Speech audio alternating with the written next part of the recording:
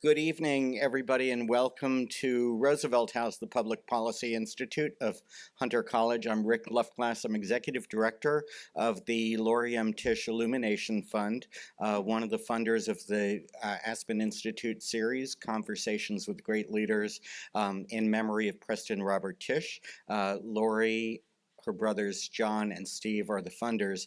I come with some very unfortunate news. Their mother Joan passed away early this morning. So they're sorry they couldn't join you for this evening. They would have liked to have been here, but they did ask me to send you their regards. While the series is in honor of Preston Robert Tisch, Bob, Joan was his partner for 57 years and has also been just an extraordinary leader in New York City and nationally. She was one of the sort of main movers and shakers behind the gay men's health crisis early in the AIDS crisis and numerous other causes in New York, and she will be missed. But I would like to turn it over to Linda Learer of the Aspen Institute for tonight's program, which will be far more enjoyable than my news.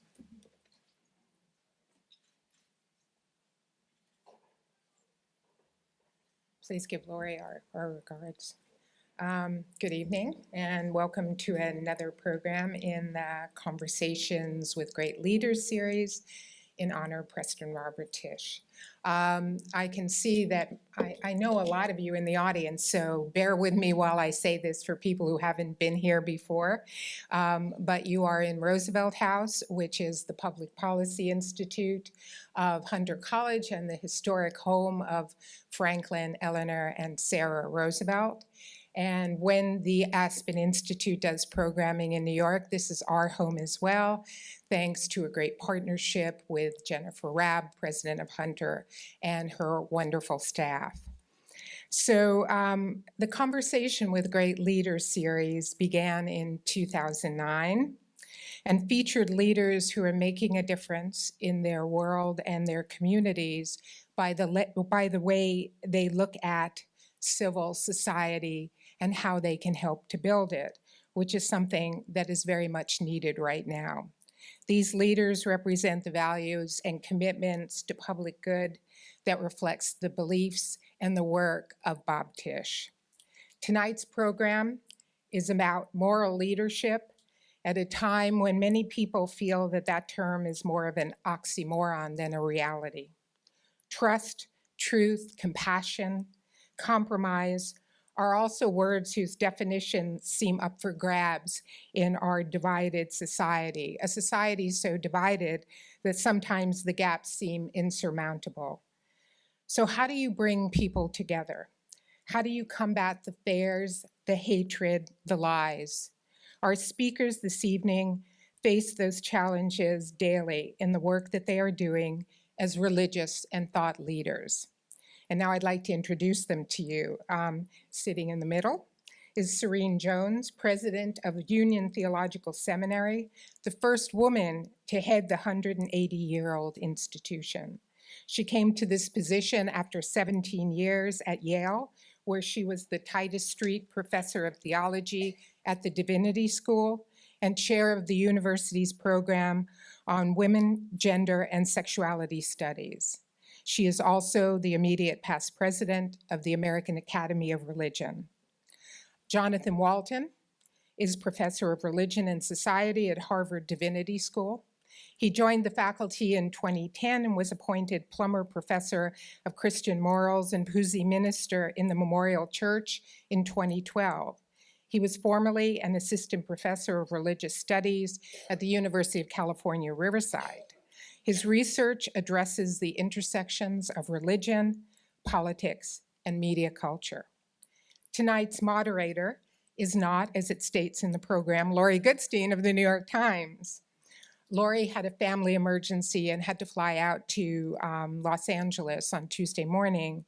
So the program will be moderated by the very gracious Sarah Pulliam Bailey, who agreed to take her place at the 11th hour. So thank you again, Sarah.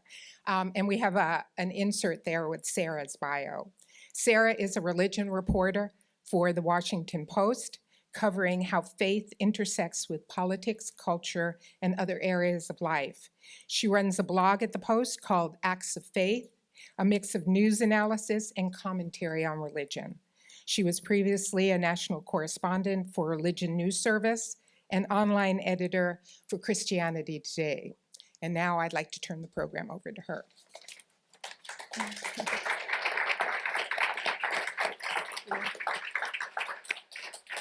Thank you all for being here.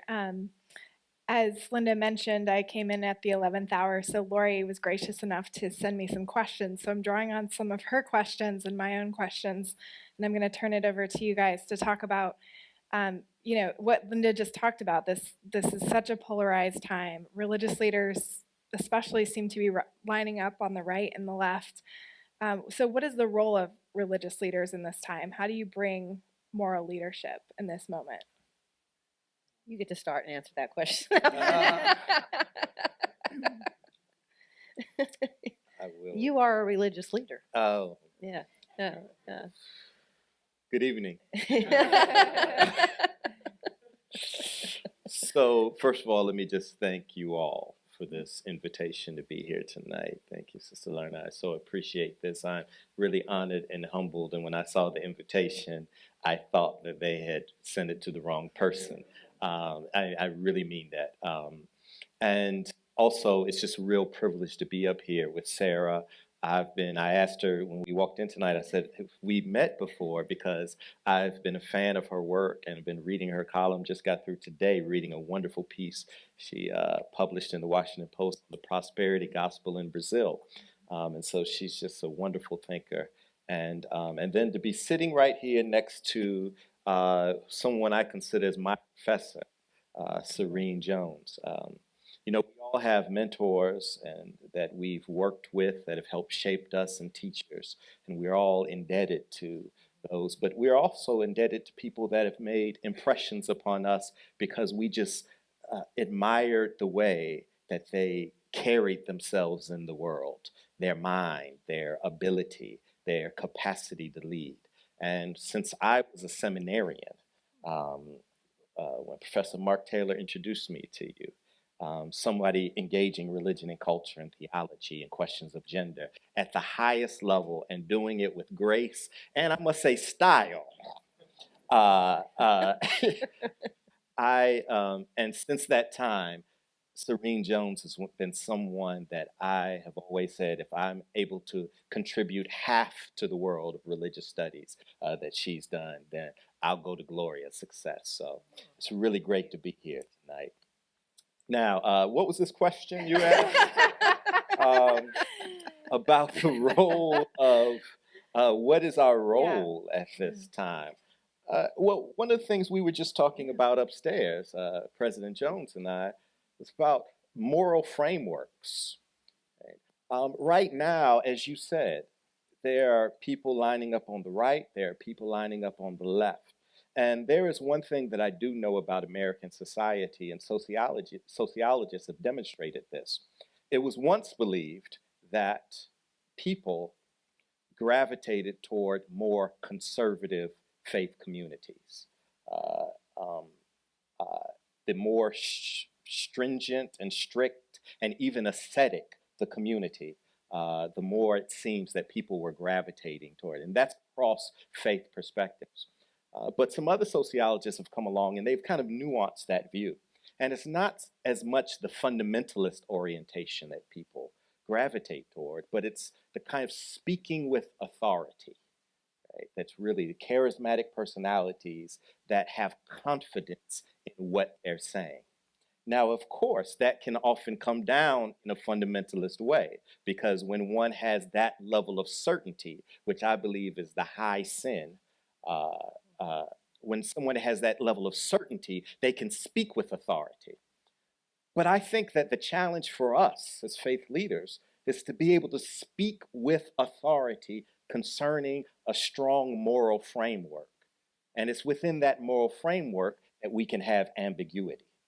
So when people are lining up on the right, when people are lining up on the left, and they're simply ensconcing themselves within political partisan talking points, I think that you end up with a kind of CNN crossfire. People are talking across one another.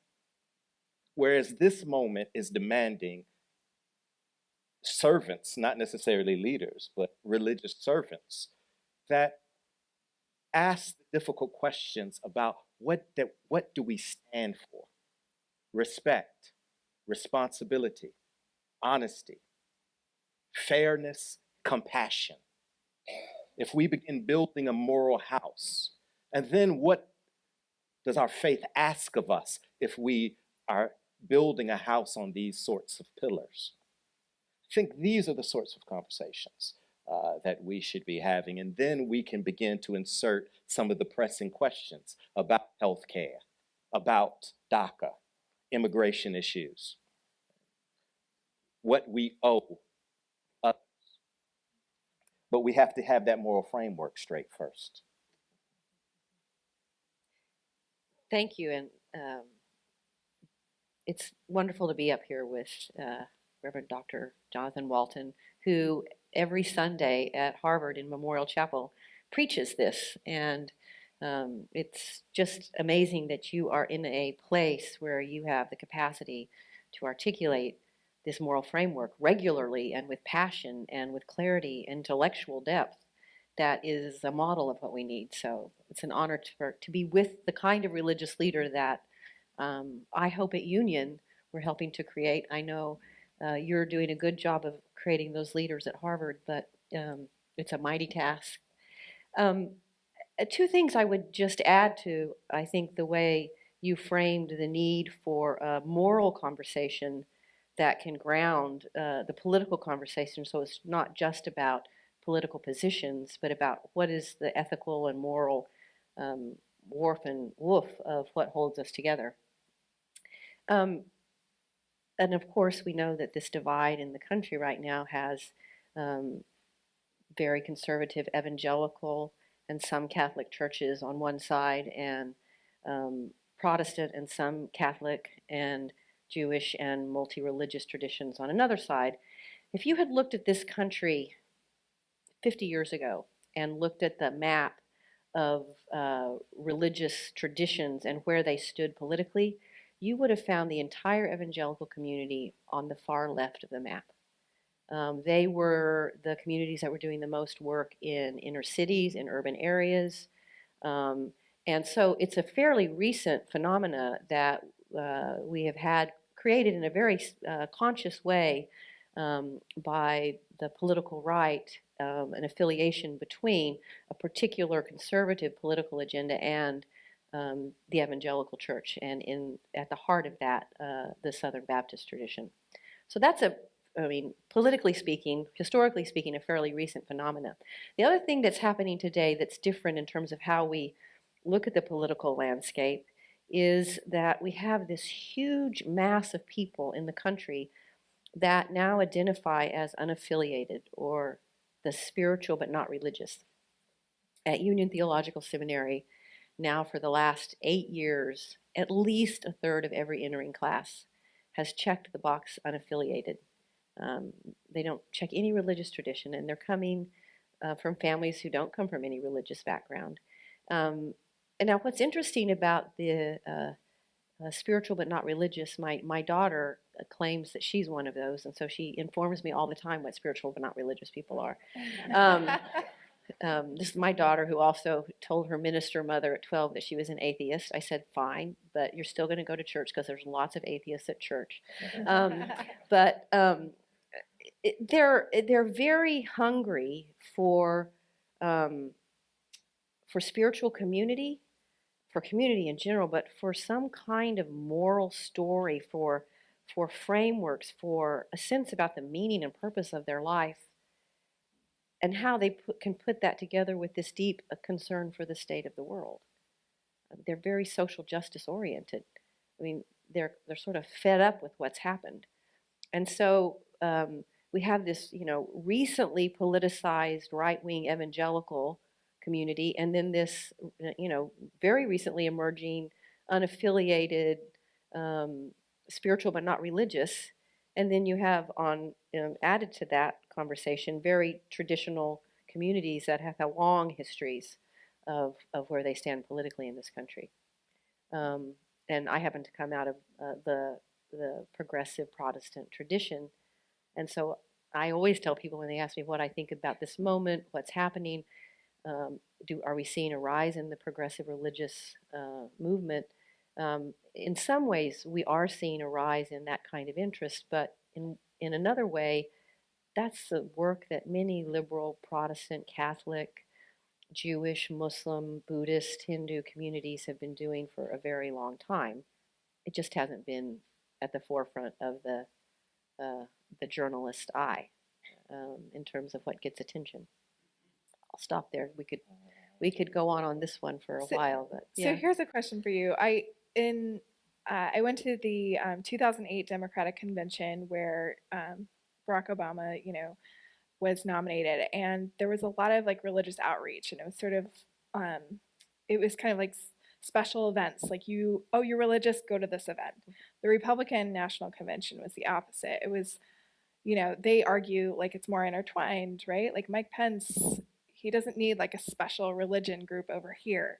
To what extent do you think this election was maybe a wake-up call for the progressive community in terms of having the religion moral conversation interwoven as opposed to like this separate conversation or this tacked on thing? Well, I actually think that in both of Obama's campaigns, he did a great job of reaching out to the faith community.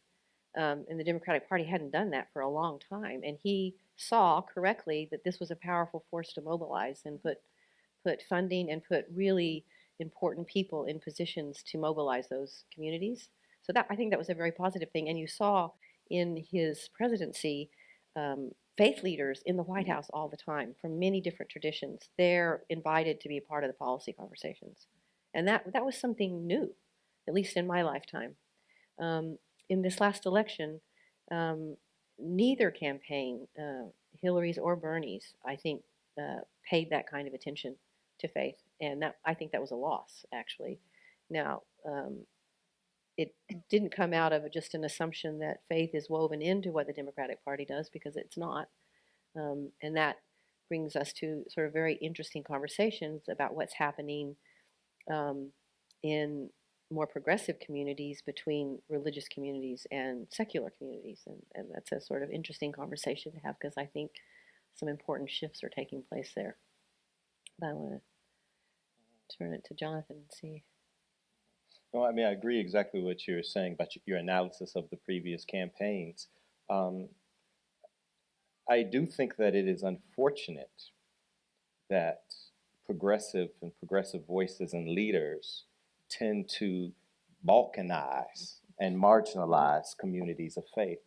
And I think that this comes from a larger kind of historical tradition of this view, this fear of church and state, right? Rather than one not having control over the other. Somehow it becomes one cannot inform the other. And that is just a fallacy. And so what ends up happening in the public square in a kind of reductionist John Rawls kind of way is this kind of split identity. I have to enter the public sphere and I have to cut myself in half. I have to leave my moral values, my religious commitments behind in order to articulate in the public square. But the best leaders in American society did just the opposite. They were able to translate their language. And my animating impulse for me is not as a Democrat, it's not as a Republican, it is as a Christian, right? And it's the way that I read the Gospels, it's the way that I read the Hebrew prophets that animates my political choices and my decision. And that's the lens, what I like to call the lens of love, that I look through. Right? Because it's a lens, it's a particular lens that privileges, like in the book of Matthew, the least of these. Where were you when I was hungry? Where were you when I was thirsty? Where were you when I was in prison? They said, Lord, we never saw you hungry. We never saw you in prison. Well, as you did it to the least of these, you did it unto me. And so it's this kind of preferential option that's informed by my reading of the gospel that informs how I view these policy issues. And I am not alone there. And so it's having a conversation and putting those who have social justice commitments, but they may consider themselves nuns, or they may consider themselves unaffiliated, with those who have clearly articulated faith commitments, having a conversation where we come to a table and are able to articulate morally, but then also how does it translate politically? Right? And I think that is something that on the left, those of us who identify with the left, we have to do a much better job at that. And because if we don't, then there only becomes one option in town. And unfortunately, it becomes an option that, in my opinion, looks a little bit too autocratic and theocratic. And that is one of the reasons that we have so many people, particularly young people, fleeing the faith right now, because it's these sorts of absolutes. And as I said before, when I talked about certainty, that's not faith for me, because the opposite of faith isn't doubt. We can have doubt, we can raise questions. The opposite of faith is certainty. And it's when we become so clear and sure and certain that we have the right ways, right? And that is where, when we look at the confluence of religion and politics, it looks too much like that, and we don't see enough epistemic humility. That's great. What kinds of things do you think faith leaders can contribute to the conversation that political and business leaders just can't? Like, what are some things that faith leaders specifically bring to the table? Well, I think exactly what Jonathan was just articulating is hopefully what people are trained to do in seminaries and then go out into their communities as leaders and do is make moral arguments, teach people what it means to tell a story about the meaning of life, and then what it means to inhabit that story in a way that it's reflected in all parts of who you are. I mean, I think we wrongly assume that is something that if it's going to come, it's just going to come naturally to you. No, there's a lot of centuries, millennium of thinking about these issues, about the purpose of being human and what it means to live on this earth, what it means to have an earth that we abide on, and how is it that we're called to live together? What is the right way to live together? What does it mean to be fulfilled as a human being? I mean, those are tough questions, and there's such rich resources of thought, of ritual, of practice, of experience that has reflected on that. So to bring that into the public sphere where it can be a resource for how we find our way forward. I mean, I really do think one of the reasons why we're in the place that we are right now is that we live in the advanced stages of a market capitalism in which the principal value that our society has is determined by the market. And that we've really lost as a society many of those spaces where this kind of moral reflection on purpose and meaning happened on a daily basis and was, embedded in people. Humanists, atheists, Christians, people of all sorts. To be an American was to participate somehow as a citizen in reflection on what does it mean to live a meaningful life in this context. And that's not happening regularly anymore. And hence we find ourselves in the position that we're in. And so faith leaders right now have a mighty call because of their experience to help us find our way forward, teach us how to do that. It's that understanding of the human condition, right? Mm-hmm. That students at Union Seminary get, right? That we are not just Homo economicus, mm-hmm. right? Like you said, it is this kind of, we live in a world where everything has a value and everything has a price, right? And so therefore, it's easy for us to put profit over people. Okay. And we think that we can make these kind of crass calculations as it relates to our decision making. But we're so, human beings, we're so much more complicated than that. And it's that understanding of the human condition that I think faith leaders, for example, the power of fear. If we want to talk about compassion, if we want to talk about love and grace, one of the things that we don't talk a lot about is fear. when we talk about loss and loss of meaning and how meaning is made and constructed and how our own identities are formed. I mean, I think so much of what we see going on in the world today is grounded in this kind of fear of loss. There's certain stories that we've told ourselves as a society, as a community. There's certain ways that we, which is natural, we've made sense of our world, right? What do? When I look at this crowd, I begin ordering the crowd in my mind, right? I begin creating hierarchies. I begin framing, oh, I think what this person does, and I think, oh, what that person may do, and that person, okay, well, they might belong here. And there's collective narratives that we've told ourselves as a society. Who belongs up top? Who's at the bottom? What brings me value? And many of us have taken great comfort in that. We found safety, we found security. I found safety in my manhood, my masculinity. I found safety in having certain class privileges and educational privileges. Some of us have taken certain safety in our sexuality, in our whiteness, in our Protestantism. And when a world changes as rapidly and a society changes as rapidly as ours has, fortunately, for the good, it begins to disrupt. And many of us are like someone who is visually impaired and somebody comes in the house one day and moves around all the furniture. And we're trying to reorient ourselves. What does it mean if my power isn't in my skin color? My power isn't in the fact that I'm a man. I'm a man. I'm supposed to be able to provide for my family. And everywhere I look, it feels like I'm being moved to the side. Wait, I was raised, I'm a white guy. I'm a white. My whiteness. I'm not supposed to be standing in line looking for a meal at a soup kitchen with these people of color. The way I've ordered my society, that's something they do. I'm the one that's supposed to be giving it out. I'm not supposed to be in need of it. So that's how you end up having people who are in need of welfare, might even be on welfare, and still can demonize and dehumanize those who collect welfare. It's understanding these fears about the human condition and getting all of us collectively to own. I think that is the first step toward empathy. First step toward empathy, first step toward tenderness, first step toward compassion.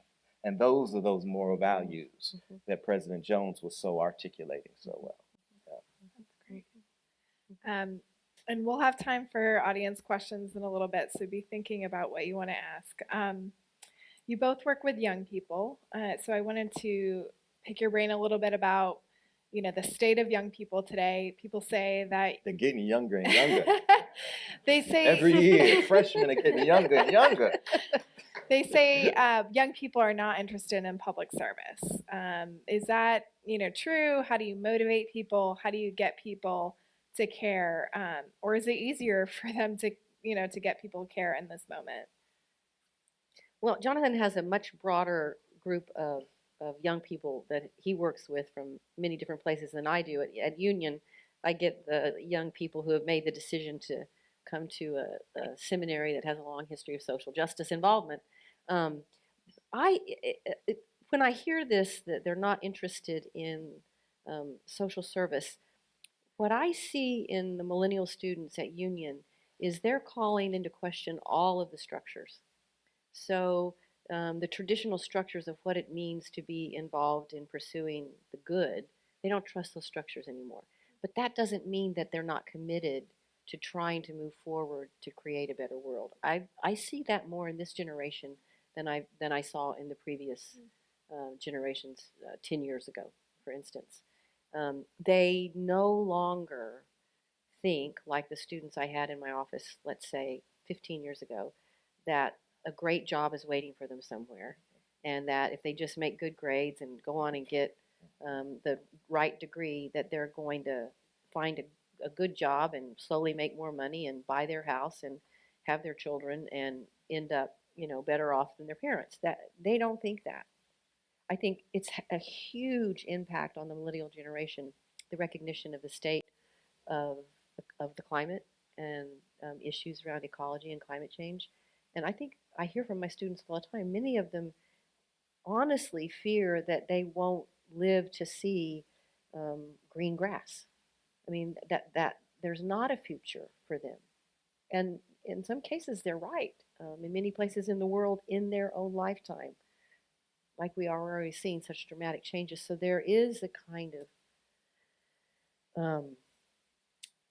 of sadness and lostness, and I think anger at the fact that we didn't do a better job at trying to make the world better.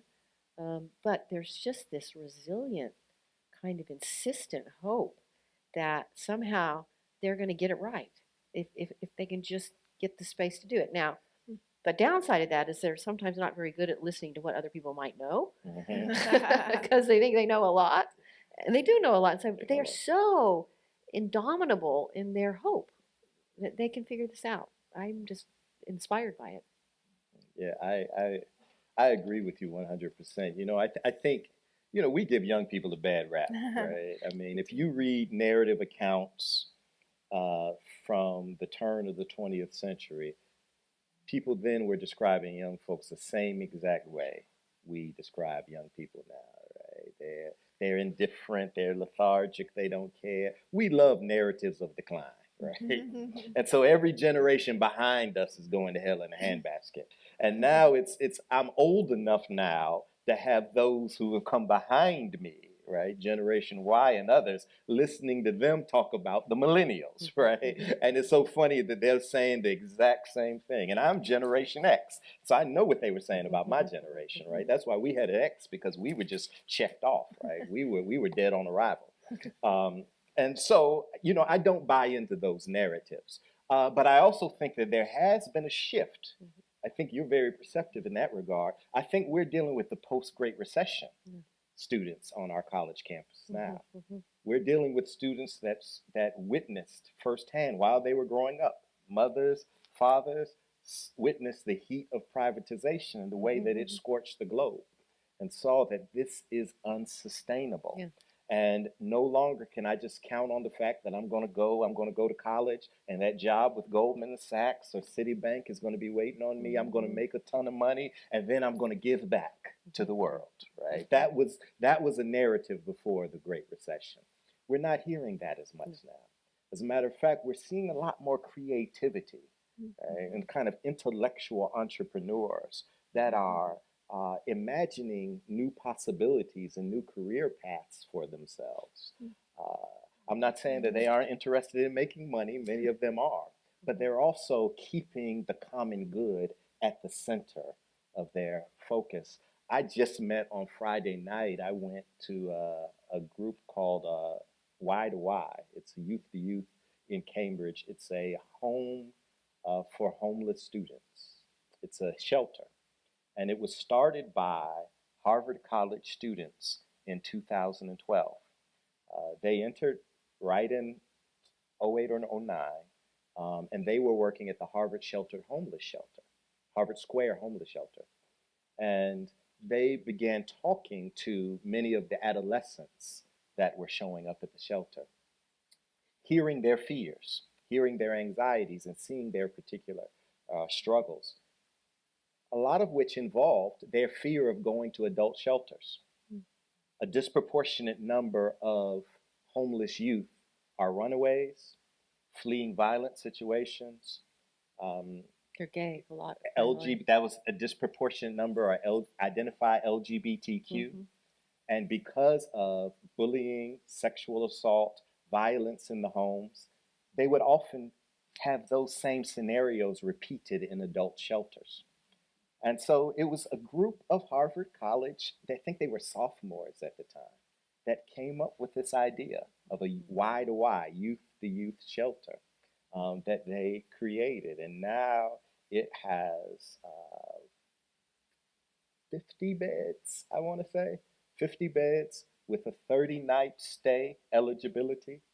And it also has tutoring, it has job placement, it has counseling, and it has medical attention. And it's Harvard students just galvanize all of their resources, not only from the institution, but from their own families and their own communities and people who come and volunteer their time. And every year they have to turn away volunteers. Right?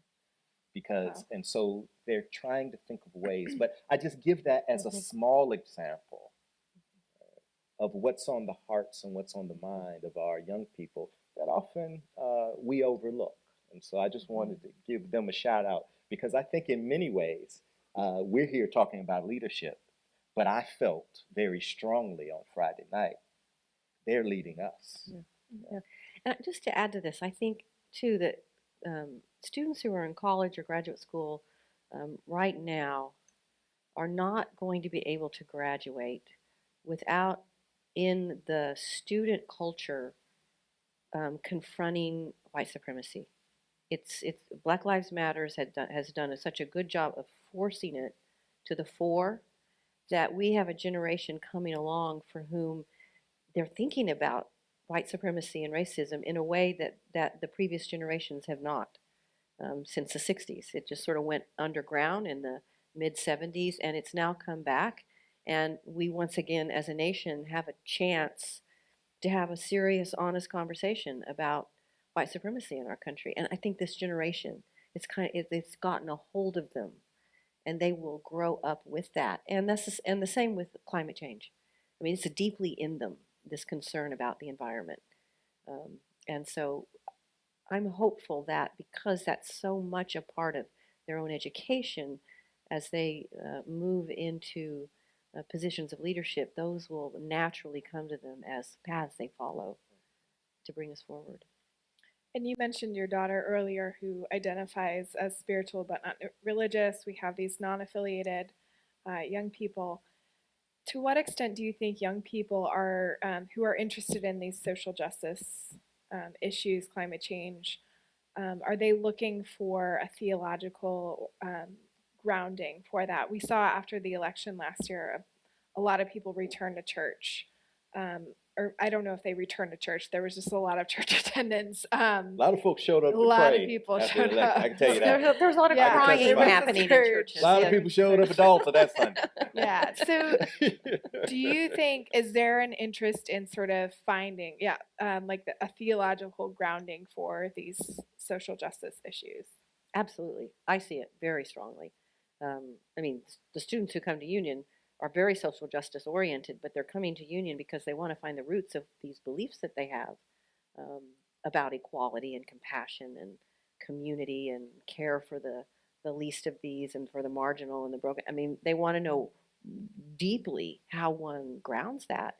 But it's not just the ideas. I also see in the spiritual but not religious a desire for ritual, for some sort of patterned behaviors in their lives that can remind them of what matters. You know, even if it's something as simple as, you know, having a group that you meditate with and light candles. But just this desire for structure that has some spiritual, transcendent significance to it that they can participate in regularly, even if it's not about talking or ideas. Mm-hmm. That sense of ritual. I think human beings need that. Right. I mean, this is one of the areas where, unfortunately, I have to disagree with Professor Jones. Not that I'm disagreeing on the content of it, but in terms of we're in such different contexts. So you see it because you're at Union Theological Seminary. They come there looking for that kind of theological grounding. I see it at Harvard Divinity School, but in terms of Harvard College and some of the larger universities, that's one of the things that I find so unfortunate, that we have students who are committed to these social justice, or at least they profess these social justice commitments, anti-white supremacy, anti-sexism, right? Anti-homophobia, commitment to sustainability and to the planet.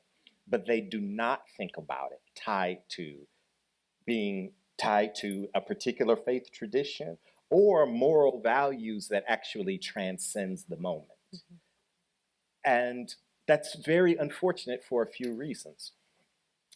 The first reason is, and this is where we talk about leadership, and when I try to talk about it with students, too many seem to be opting in because it's the trendy thing to do within their communities, right? And so if it's just the trendy thing to do, right, you know, well, I'm going to attend that rally, I'm going to get involved with this. And we know that that's not sustainable, right? Because it basically becomes like skinny jeans. It's in one day, it's out the next day. Also, it's not sustainable in terms of the animating impulse where they're not going to burn out.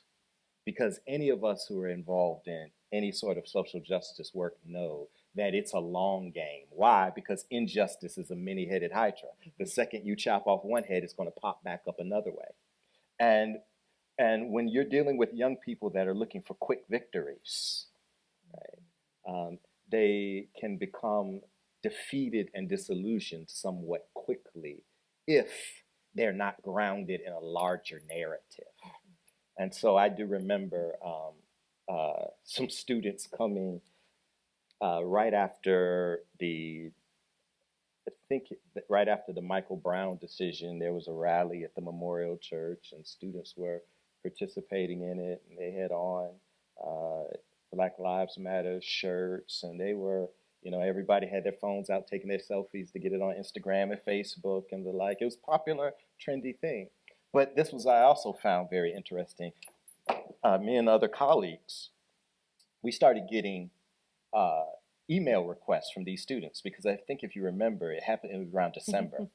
We started getting email requests from these students asking for extensions. Yeah, that happened at Union too. On their papers and on their exams, right? And they were saying things like, well, I can't come take my final exam because we were out protesting last night. Yep, we had the same thing. I was like, holy, we got something twisted here. And I remember having a conversation with them about, it's Eric Garner, it's Mike Brown for you right now.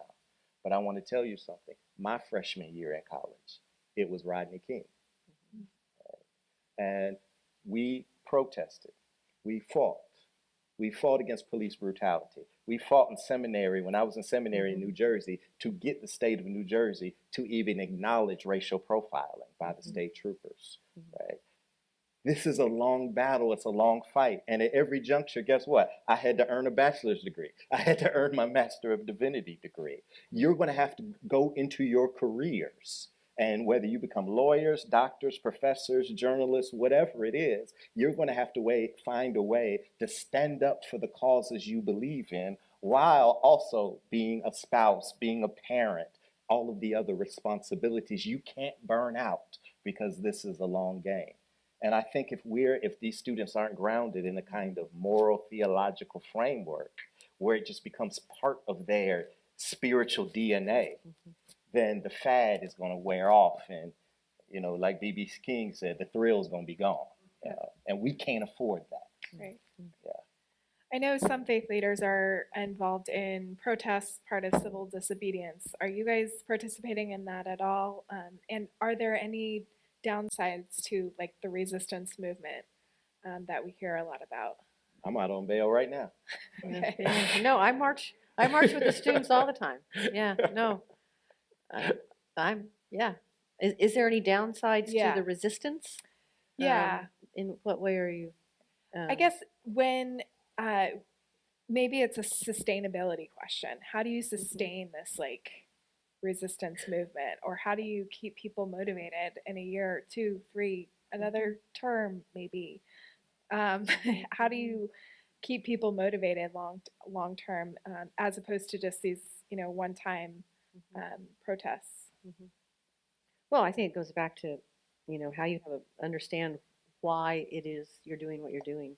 And I also think, in addition to all of the wonderful reasons you gave for why you need this grounding, if you don't have that grounding, it's very easy to get the movement fractures, because my cause becomes more important than your cause, and especially in the sort of age of identity politics, you can just see these groups coming together for a moment and then, spending more than 6 days together, they begin to have fights about, what's more important, my issue or your issue. And if you have a moral ground that runs underneath it all, you actually can always see the interconnections of them because they all matter. And you're not allowed to take one of them more seriously than the other because they're all mixed in this thing we call the human condition, and moving it forward is the purpose. I have been very inspired by watching the Reverend Dr. William Barber's Poor People's Campaign as it's moved across the country, going to different cities, calling for a moral referendum, a new moral agenda for the country. That's not a movement that's based on, they do a lot of protesting, but it's not just based on saying no, no, no. They're really trying to build a consensus around a yes, yes, yes, and this is how we press, press, press. And I think, resistance movements, if they never take the step to beginning to imagine what it means to enact the future that you seek, do burn out. But I see this very exciting move towards trying to articulate not just the problem, but what the answers are. And I think, and I count myself as a progressive, I think that we need to stop saying as progressives, well, it's so complicated and we don't know exactly what it is we want. I think we do. I know. We need excellent, accessible education for everyone in this country. We need universal health care. We need meaningful work for people. We need to have the senses of safety and rights and the protection of happiness in this. I mean, we can tonight make a list, I can, of the things that matter, how we get them. And it's now sort of, if we know those things, why is there not a concerted move towards them? And I think it goes back to this lack of this deeper moral discussion about what grounds us as we're going to move those forward. And we can't sort of take as the excuse, well, it's complicated and we just don't know, and what if I don't know how to get involved, and that's not really an answer to your question about resistance. No, that's great. But that's a good answer. Jonathan, why are you on bail?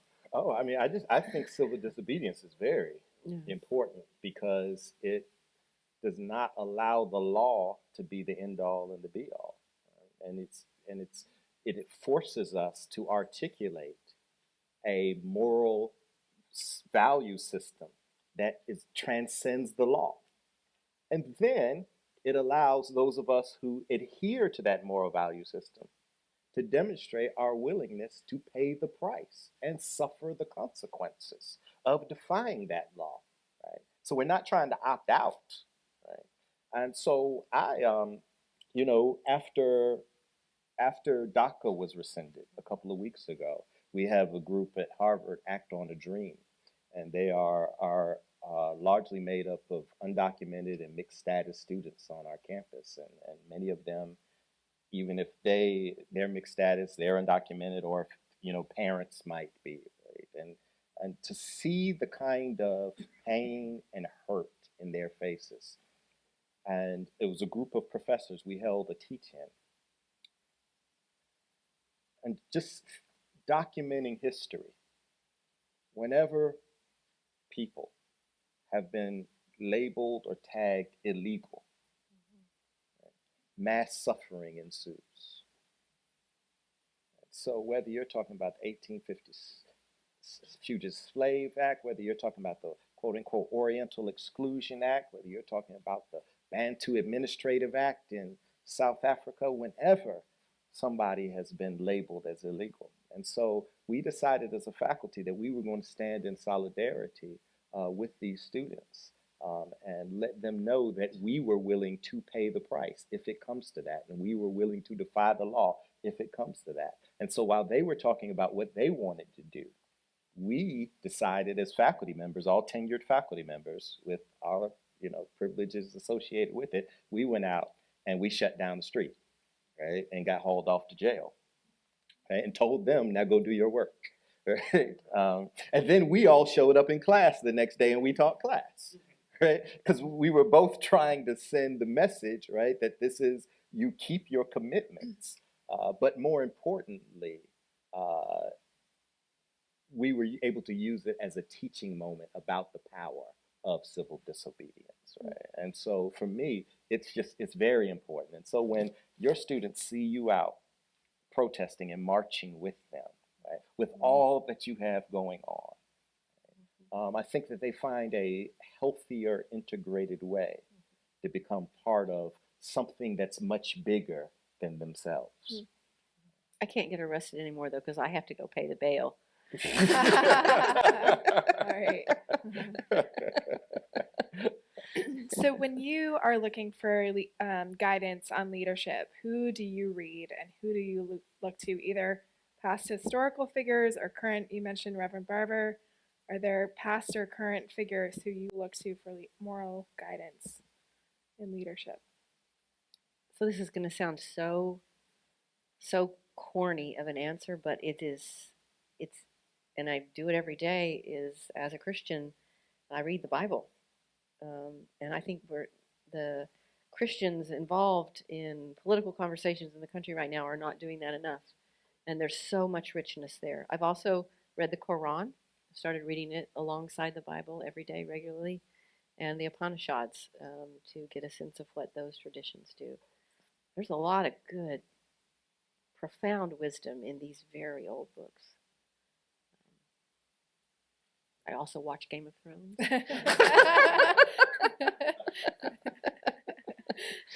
You know, for me, it's the Gospels. It's the Gospels, the Hebrew prophets, but probably more so the Gospels. And anybody who knows me will tell you my copy of A Testament of Hope, James Washington's edited volume. This is the essential writings of Martin Luther King Jr. I mean, all of the pages are frayed, the front cover is missing. That just goes kind of everywhere with me. And there's not too many weeks that go by that I don't go back to a letter from a Birmingham jail. That's why civil disobedience means so much to me. Because for me, I think in terms of moral clarity and consistency, and not to offend anybody, I think in terms of moral clarity and moral consistency, that letter from a Birmingham jail is far superior to anything that Brother Paul wrote. And so yeah, that's and both of those sound kind of corny but there's power. There's power there. There's real power. And it's a weird thing to say, but it's true. When I read those books, I feel like I'm reading the truth. Granted, multiply interpreted, not always clear, but you feel like you're somehow standing on the affirmation that there is ultimately a triumphant love that holds our world together. And that's part of what comes with any religious tradition that reads its religious texts. Let's keep the conversation going with questions from the audience. We have one way in the back. Thank you all. This has been beautiful and enlightening, so thank you. I had a question regarding LGBT issues and how that has shifted sort of mainstream perspectives in a variety of faiths that seem a friend and I are actually working on a project to advocate for LGBT people and their families that are trying to reconcile their religious or spiritual beliefs with their the faith that they grew up in, and recognize. I loved what you said about empathy and recognizing that a lot of times the families that reject their children are doing so out of fear, and have been told that that's the right thing to do by someone they trusted. So, as a Catholic who grew up with an aunt who married a divorced Jew, and the Catholic priest said, to my grandmother, "Your daughter's dead to you," I don't think that would happen today. So what I'm wondering is, do you see the shift in LGBT issues as generational, or are there ways for people who are social justice minded to push that forward in faith communities?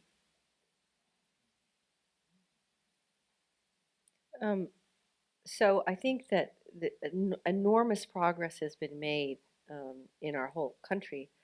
I mean, who would have thought even 10 years ago that we would have it legal for people of the same sex to get married? I mean, it's incredible what's happened, and we still have so far to go. And right now, Union has a very large LGBTQ community, and increasingly over the last 5 years, we have a growing trans community. And I think that at least in the progressive community of Union, moving from LGBTQ to trans is a whole another step in trying to understand, particularly what millennials are understanding in terms of identity. And we just had to have a conversation in our faculty where we had the student caucus, the trans student caucus, come in and talk about what it means to be trans. And so this year, for the first time, every student has their name on their name tag, and then underneath their name tag has their preferred pronouns. And in class, every professor is supposed to remember the preferred pronouns. And this is a huge sort of mind shift. And I think it's so full of possibility and hope for just cracking open what we imagine human beings are and are capable of becoming. So at one level, it's very exciting. At another level, it's horrifying to see what religious communities are doing to stop that from happening.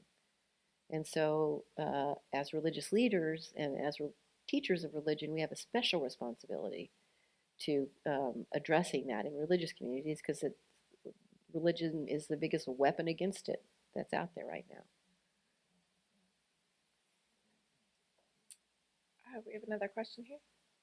The mic's coming. Here you go. Thank you.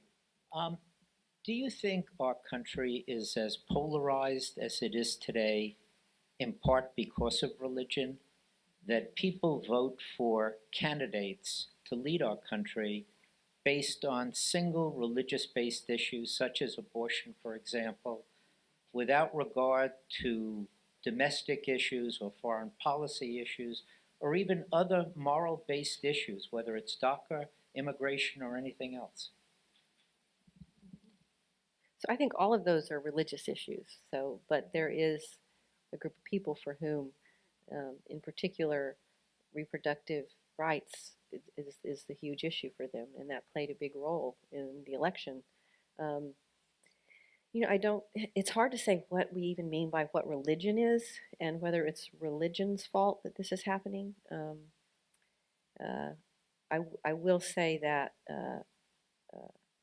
using religious justifications for that position has played a big role in the divide that we're experiencing.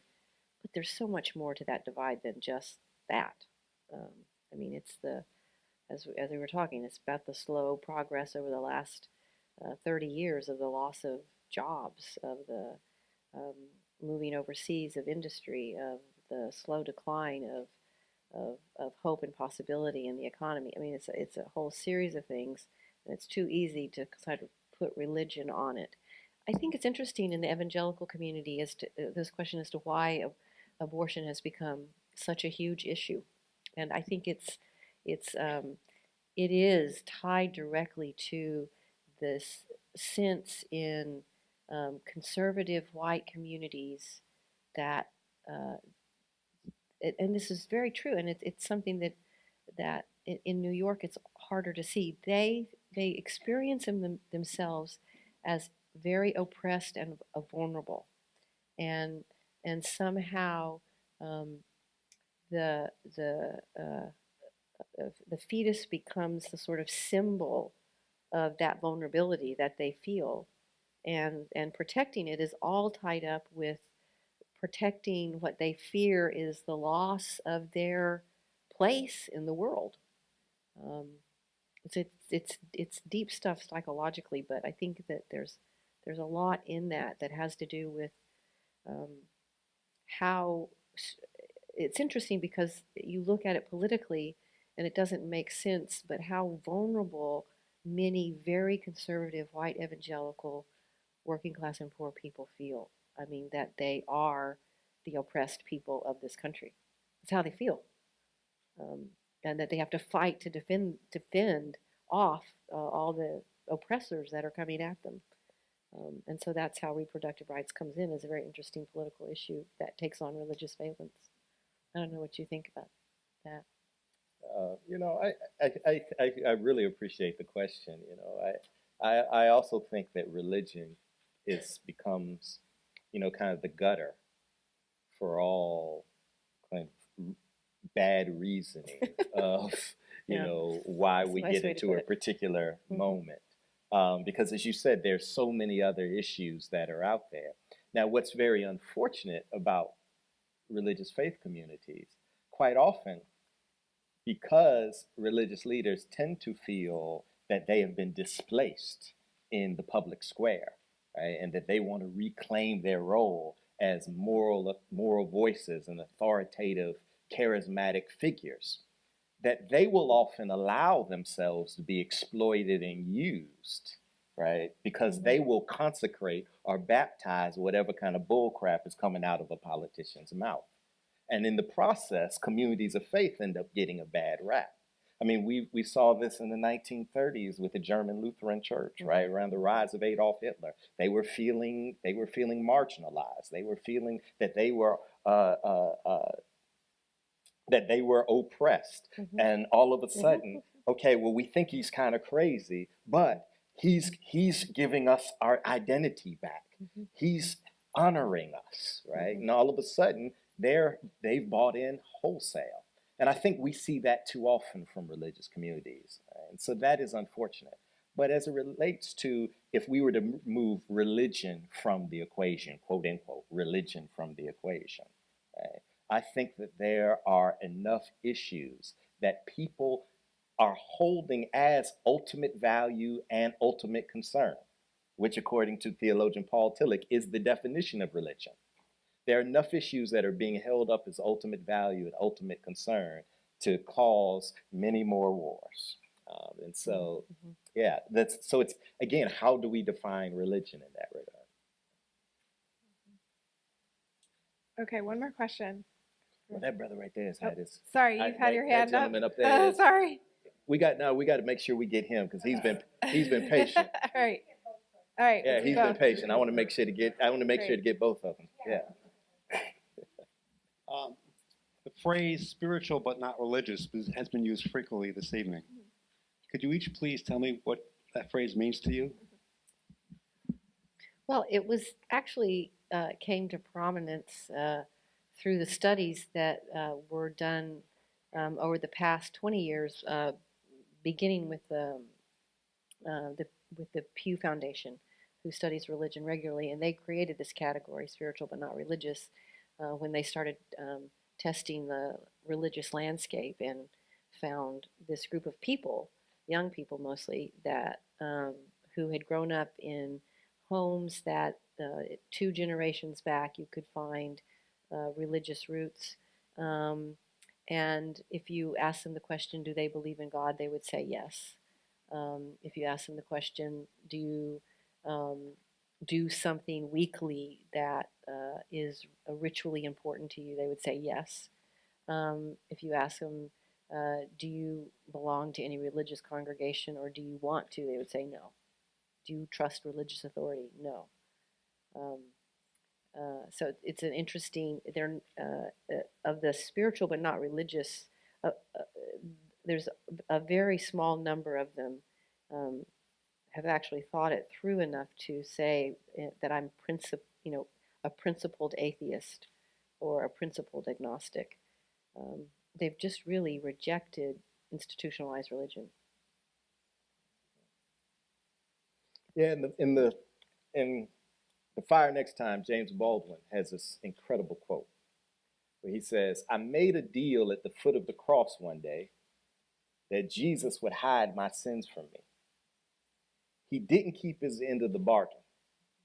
I guess he was a better man than I took him for." People often use that quote to say that Baldwin was an agnostic or that he was atheist, that he had rejected religion.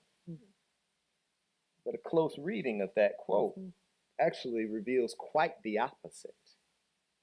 Rather than adhering to kind of classical doctrines of atonement, right, or theories about the forgiveness of sins, Baldwin was saying that no, my spirituality is all wrapped up in all of the very complicated, messy dimensions of life and of the human condition that, at least for Baldwin, he felt out of his Pentecostal tradition, they would prefer to deny.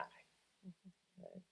And so I use that as a particular example, as a kind of launching point, that for many people I've talked to, young people, it's the kind of what they understand to be the dogma, doctrine, and rigid lines of ecclesiology that they consider themselves rejecting, while still embracing a concept of the divine, a concept of the sacred, that include values such as love, compassion, forgiveness.